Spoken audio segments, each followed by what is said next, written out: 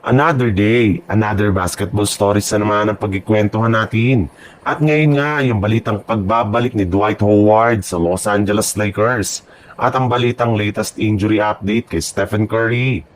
Simula rin nga na kunin ng Los Angeles Lakers si DeAndre Ayton ng nagdaang offseason, ay marami nga ang nagsabi na pagsisisihan nga daw ng team ang pagpapapirma nila sa kanya. Pero lahat ng mga sinabing ito ng mga fans ay kanila lamang kinain matapos magkaroon si Ayton ng napakagandang performance ngayong season.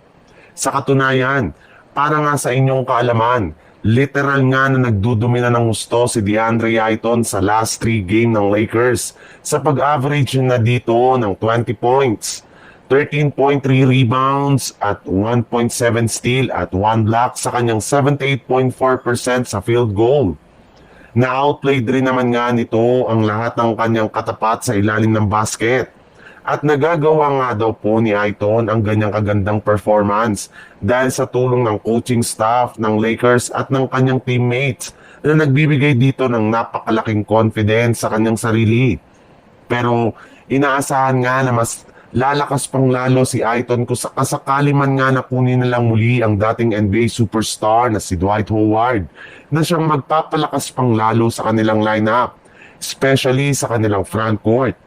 Willing pa rin naman nga nito na pumirma sa Lakers ng non-guaranteed contract basta't mapatunayan lamang nito ang kanyang sarili sa team. Sa ibang balita naman, nagtry sana ang Golden State Warriors na makapag-comeback sa malamya nilang umpisa sa kanilang game laban sa Miami Heat ngayong araw. Sadyang kinapos lamang sa dulo matapos magkaroon dito ng scoring run ang mga players ng Miami Heat.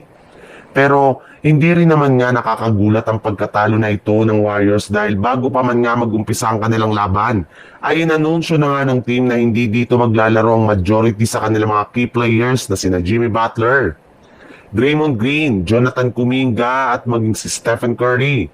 Yes, maging si Stephen Curry nga ay may tinatamo ngayong injury matapos itong matapilok sa kanilang game kahapon laban sa Orlando Magic. Kaya para nga sa hindi na lumala pa ang kanyang kalagayan, ay hindi na nga nila siya pinaglaro pa. Matapos na rin nga ang kanilang road trip ngayon at babalik na sila sa kanilang home court na Chase Center sa mga susunod na araw. Kaya kailangan talaga ng kanilang team na siguraduhin na maayos ang kalagayan ni Stephen Curry at makakapaglaro sa kanilang gaganiping 5-game homestand.